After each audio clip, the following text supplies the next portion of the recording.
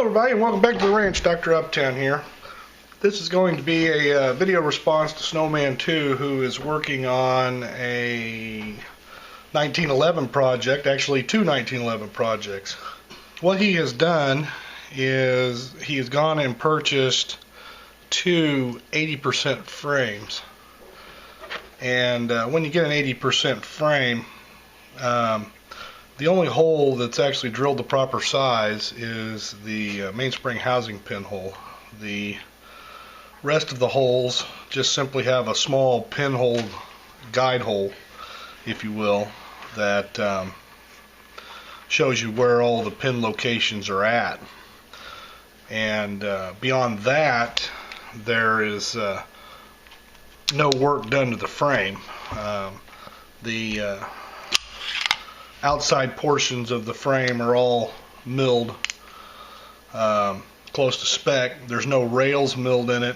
There's and then, like I say, all these little holes where your ejector and your disconnector, your slide stop and so on would go are all left with just a small pinhole that marks that location. And in his case, what he did was he was able to send his frames out and have them milled to the proper width, diameter, get the rails milled in it, get all the proper size holes put in it, and they were sent back to him. Now you're probably asking yourself, why would you do that? Well, basically it's a cost issue. With his two 80% frames, he was and with the milling expense that he paid, he was probably able to get both of those frames for what it would cost you to buy one good frame already milled and ready to go. But the problem that he's having is with his magazine catch. And the problem he's having is he's not quite able to get it fit properly. So he sent me a PM and asked me if I could help him out with that.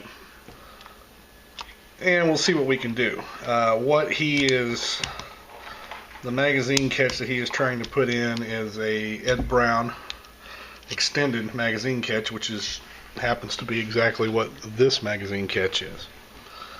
And the problem he's having with it is as he puts it inside the frame, he is only able to get the magazine catch to basically come about even. And I sent him a PM on what I think he needs to do to it, and I just, it's just sometimes it's hard to explain in words when it's just easier to show him. So follow my PM up with this video response. So here's, like I say, this one's already been fitted, so it does have some places where you can see some tooling marks in it, and of course it's got the catch still installed in it. But what I did was I went and measured both the release and the holes on the frame. And so what I've got you, Snowman, is this. For the frame hole dimensions on the keyhole side, these are inside diameter or inside dimensions. I've got 0.4715 as this distance. Got 0.2050 as this distance, and then 0.3050 as this distance. Now for the hole on the button side, my holes are measuring out at about 0.2790, and I follow that up with the release dimensions. You can see that there's very finite differences in the two. On the release itself, I got this cross measurement as 0.4655 inches. For this cross measurement on the release, I got 0.3005 inches, and for across here I got 0.1950 inches. And then for the button side of the release, I got 0.2750, which, as you'll notice, is just like 40 thousandths less. So anyway, one of the things I was going to tell you to do to start with, I tried to explain it to you in that in the PM I sent you. Take your release, turn it upside down, and set it into the keyhole. And as you can see, it should go most of the way in. It'll be tight, but it should set in there all the way. The same thing with the button side. Take it and set it in there. See if you've got good clearance that way. If you have good clearance on both of those sides, then most likely, and this is what I found when I tried to install the Ed Brown on this particular pistol, was what we'll need to do is take and sand basically this entire half circle of the shaft down. Now you'll notice this is the actual Ed Brown one here. I don't know how well you'll be able to see it in this light, but I've still got a few little high spots here where I am rubbing. However, this release functions back and forth just fine.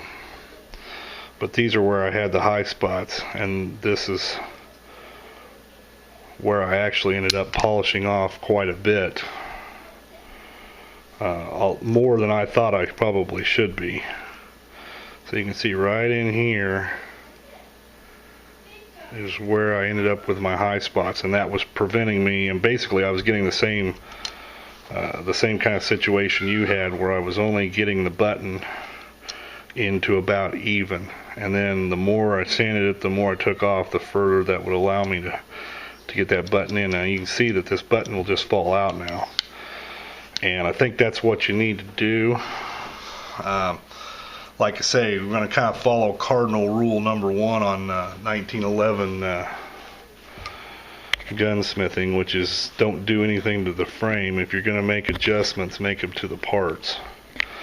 And the reason behind that is over time what you're going to have is these holes will get, all these holes will get wallered out a little bit. That's why they make oversized pin kits, because over time and usage, the friction will wear these holes out larger than what they are from the factory and in factory spec.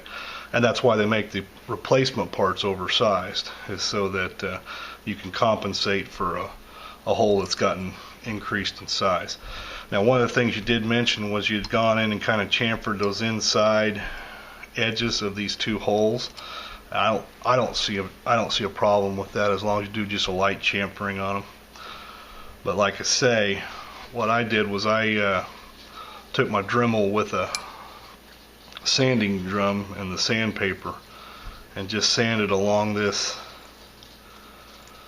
shaft right in here, and what that did was that allowed me to eventually fit this in. The one warning I'm going to give you is, on yours I'm sure you have a very small little ridge right here that kind of delineates the rest of the mag release from the actual button that sticks out. You don't want to sand this beyond the point where you no longer have a ridge, because if you do that, then theoretically it can allow the release to go farther into the frame than you want it to. Anyway, so like I say, that's what mine ended up doing. What I ended up doing with mine was I ended up actually taking quite a bit off of this front leading edge, and like I say, as you can see, I've still got some wear right in these areas here where I'm still rubbing against the frame itself. So those might be slightly high spots that are still in it. Anyway, Snowman, I hope that gives you an idea where you need to go, and I got those measurements for you so you can kind of do some comparison on your frames and see how they are. Give that a try and let me know how it turns out, bub. But I think that'll take care of your problem. Anyway, we'll talk to you later. Hope you find this interesting. Have a good day.